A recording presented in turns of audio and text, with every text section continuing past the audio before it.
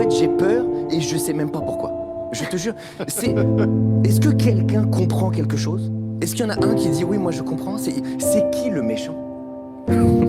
C'est qui les méchants? Moi je te jure, je vois des vidéos tous les jours de gens qui souffrent et je me dis mais ça peut pas être eux le méchant. C'est pas possible. J'ai vu une vidéo cette semaine, c'est une petite fille, elle a 7 ans, elle pleure. Ça peut pas être elle le méchant. Plusieurs dizaines de personnes ont été tuées par les frappes ces dernières 24 heures.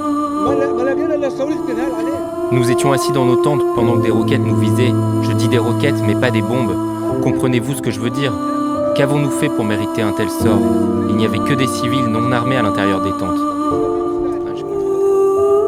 Au milieu des débris, des camps de fortune se dressent, sans eau courante ni électricité.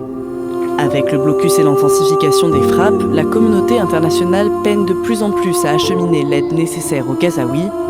À ces conditions déjà extrêmes vient s'ajouter l'hiver.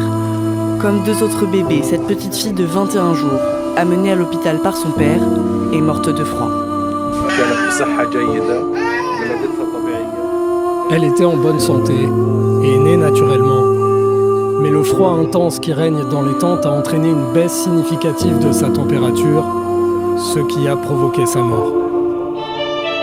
C'est un exemple criant des conséquences de cette guerre injuste et de son impact sur la population de la bande de Gaza, en particulier sur les enfants. Les nourrissons ne supportent pas les basses températures.